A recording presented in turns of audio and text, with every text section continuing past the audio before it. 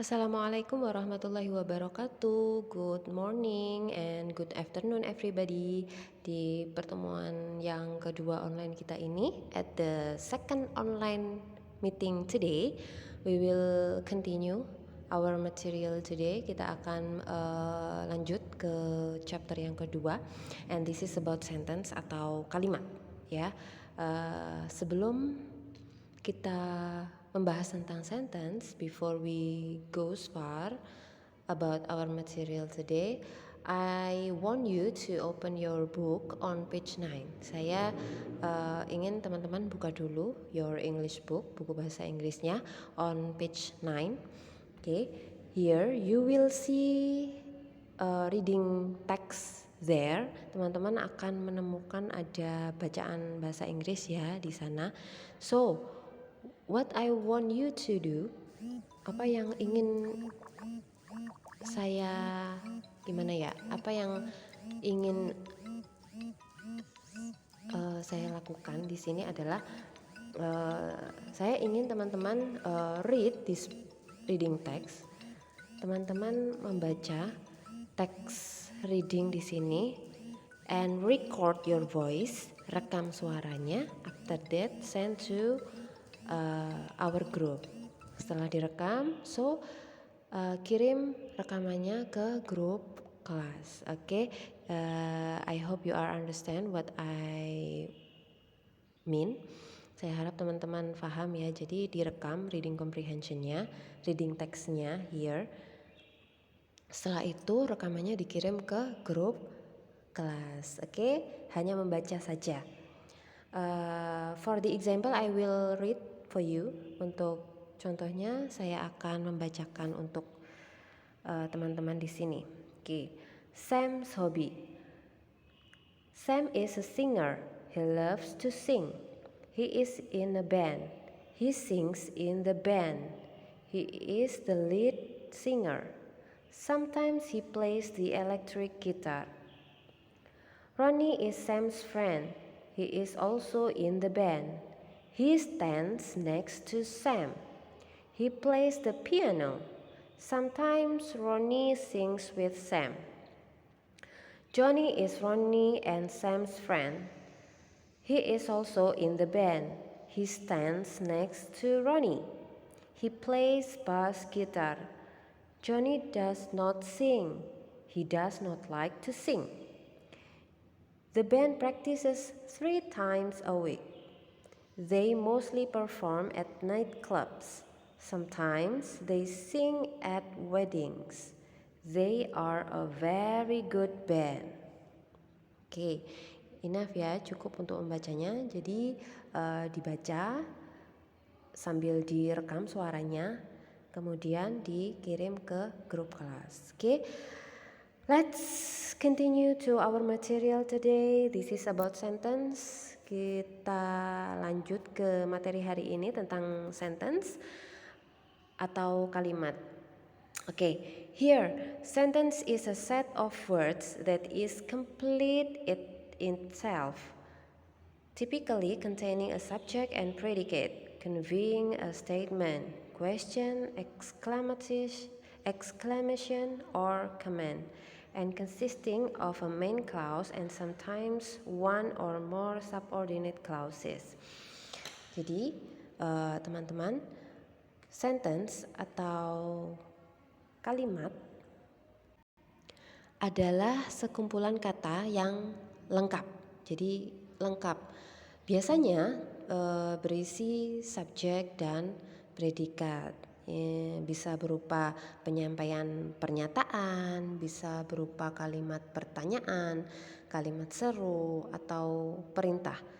Dan terdiri dari klausa utama dan terkadang satu atau lebih klausa subordinate. Maksudnya ada klausa, main clause, dan subordinate clause ini apa? Nah,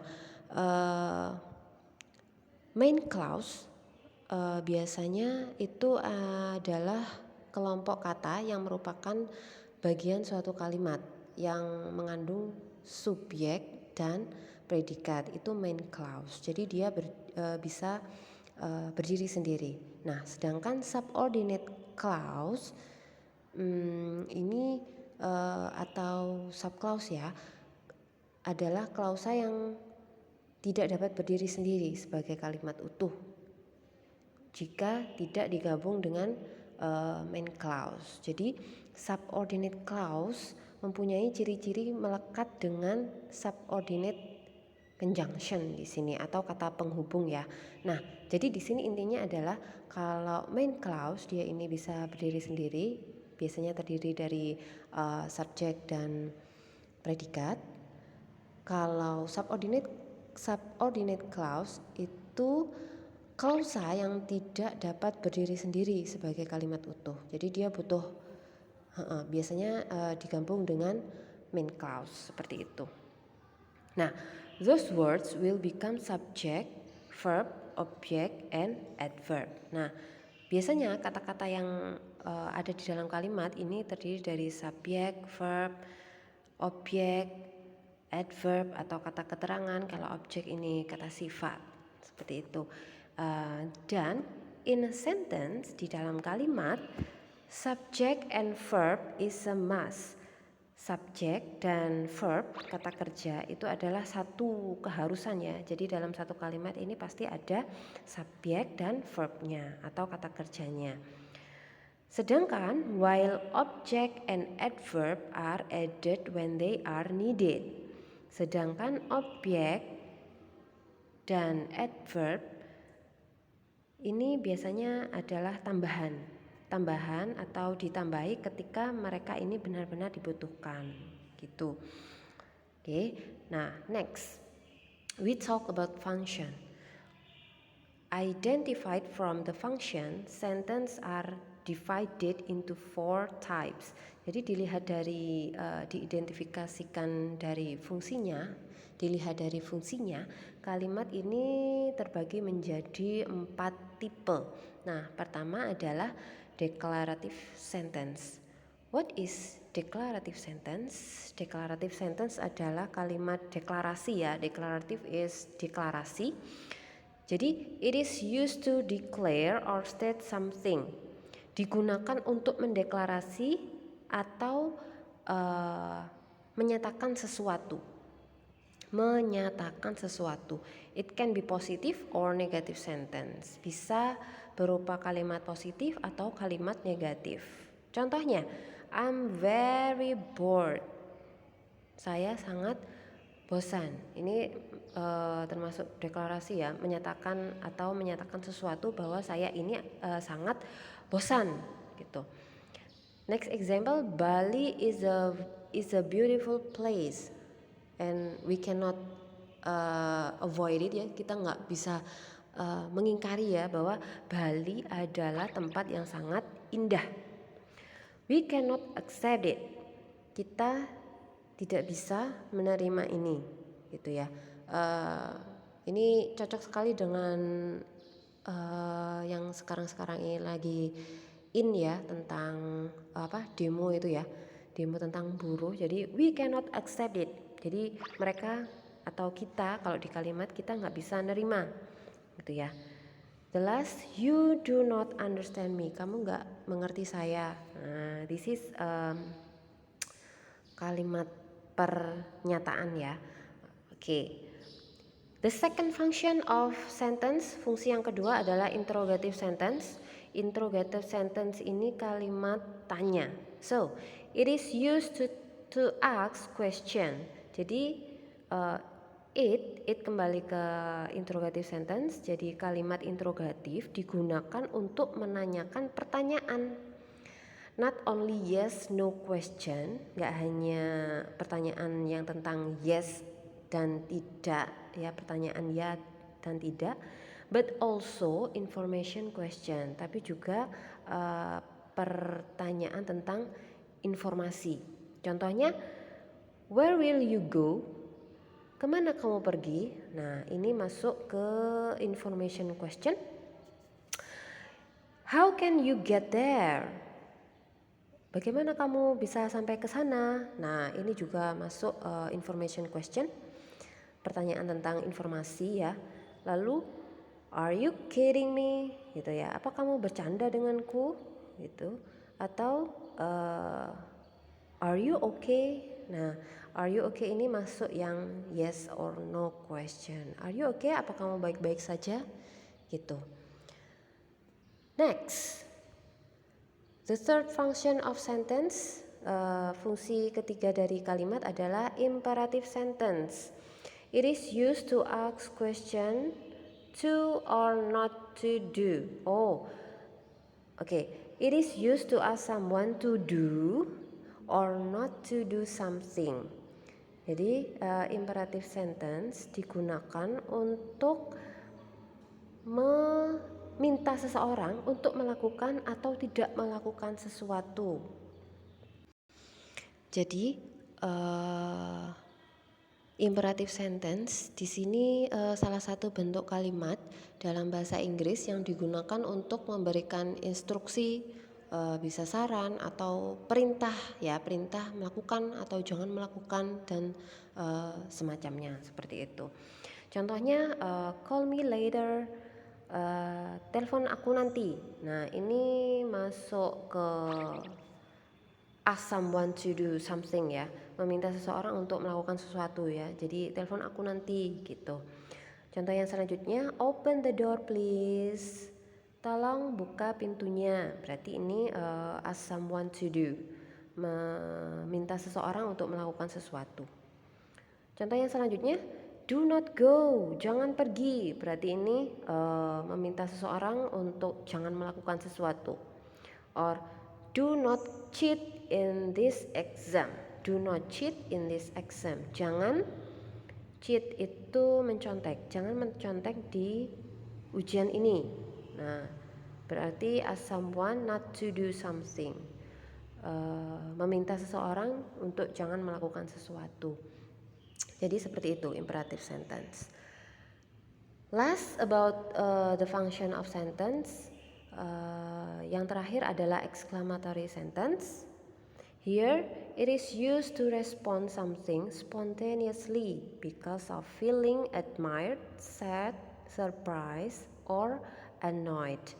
Jadi exclamatory sentence ini biasanya digunakan untuk merespon sesuatu secara spontan tanpa berpikir ya. Jadi dia spontan.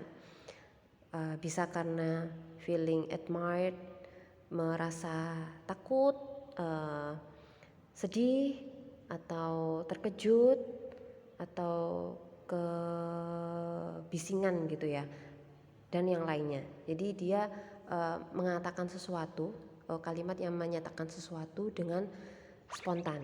Contohnya, lanjut ke contoh ya biar lebih paham. How beautiful you are. Jadi misalnya ada teman kita gitu ya, biasanya masuk ke kelas ini dia berpenampilan biasa ya. Nah, suatu ketika dia datang dengan berpakaian rapi, terus berdandan, memakai lipstick seperti itu.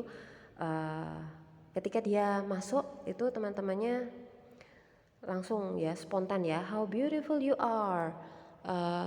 Kamu cantik ya hari ini gitu. Lalu how beautiful you sing. How beautiful you sing. Kamu nyanyi dengan bagus gitu. Atau contoh yang terakhir, what a great day it is. Misalnya sejuk ya, nggak panas seperti biasanya, udaranya sangat sejuk ya. Jadi dia bilangnya what a great day it is. Gitu, hari ini sangat indah sekali gitu. Nah, this is all about the function of sentence. Jadi ini semua adalah fungsi-fungsi dari kalimat. Nah, saya lanjutkan ke the use of sentence. Kegunaan dari sentence. Ketika kita berbicara tentang kalimat, kalimat ini dibagi menjadi dua dalam segi kegunaannya, yakni verbal sentence dan nominal sentence. Nah, we goes to verbal sentence first. Yang dimaksud dengan verbal sentence ini apa? Nah, verbal sentence, it is a sentence whose ordinary verb does not belong to be or whose ordinary verb is an activity. Maksudnya apa di sini? Nah, intinya di sini adalah kalimat verbal ini adalah kalimat yang menggunakan kata kerja sebagai predikat. Jadi menggunakan kata kerja atau verb sebagai predikatnya. Ini yang dimaksud dengan verbal sentence. Jadi dalam suatu kalimat ini ketika dia ada verbnya, ini masuk verbal sentence. Contohnya, we clean the house. Kita membersihkan rumah. Di sini yang berfungsi sebagai verb adalah clean, membersihkan. You look great. Kamu terlihat baik. Kamu terlihat bagus. Nah, di sini yang dimaksud verb di sini adalah look. She is walking to the zoo. Dia berjalan ke kebun binatang. Walking di sini masuk kata kerja atau verbnya. Dan yang terakhir, I can make it. Saya bisa membuatnya. Nah, yang masuk verb di sini adalah make. Jadi di sini intinya adalah setiap kalimat yang menggunakan kata kerja atau verb ini disebut dengan verbal sentence. Oke. Kita lanjut ke yang kedua, the use of sentence yang kedua, yakni nominal sentence. Nah, nominal sentence, it is a sentence whose ordinary verb belongs to be, or is, am, are, was, were, been, or whose ordinary verb is not an activity. Ya, jadi di sini nominal sentence adalah kalimat yang menggunakan to be sebagai predikat. Nah, to be sebagai predikat yang intinya adalah kalimat yang menggunakan to be atau yang tidak ada verbnya ini namanya nominal sentence. Contohnya, she was sick. Dia sedang sakit. Nah, di sini di dalam satu kalimat ini teman-teman tidak akan mendapatkan kata kerja atau verb ya dalam satu kalimat. Jadi ini yang dinamakan nominal sentence. I will be there. Saya akan berada di sana. I will be there. Jadi yang berfungsi sebagai verb di sini adalah be di sini. Penggantinya verb adalah be. It is not cheap. Ini enggak murah. Nah, ini tidak murah. Is di sini berfungsi sebagai verb, sebagai kata gantinya ya, karena dalam kalimat di sini enggak ada verbnya. Jadi verbnya diganti dengan is. And then you were awesome. Kamu luar biasa atau hebat. Ya, teman-teman apabila ada pertanyaan silahkan ditanyakan lewat grup ya. No wapri ya, tidak menjapri saya tetapi langsung bertanyanya di grup kelas saja. Biar nanti teman-teman juga sama-sama tahu ya. And inshallah I will respond if the question in the group. Oke. Nah, jelas untuk membuat teman-teman lebih paham lagi, please answer the question on page 13. Jadi menjawab pertanyaan yang ada di halaman 13 yang making sentences. Ya, untuk tugasnya untuk membuat teman-teman lebih paham lagi, tolong membuat kalimat ya. Kalimat di situ ada 6 nomor, membuat kalimat di masing-masing nomor. Jadi nanti diisi di attendance listnya, nanti diisi di absennya ya, yang paling bawah sendiri. Jadi saya mohon nanti jangan absen saja atau langsung klik kirim ya sebelum menyelesaikan atau mengetik atau membuat kalimat di absennya. Nanti ada di bawah absen di Google Form, nanti ada di bawah sendiri. Setelah itu klik kirim, karena nanti kalau sudah klik kirim berarti sudah tidak bisa dibuka lagi. Jadi tolong absennya terakhir saja dulu. Jadi membuat kalimat dulu, nanti absennya terakhir. karena di bawah nanti isian dari jawaban yang ada di halaman 13 itu ada di absen. Oke, enough for today. We will meet again on the next online meeting. And the last I say, wassalamualaikum warahmatullahi wabarakatuh.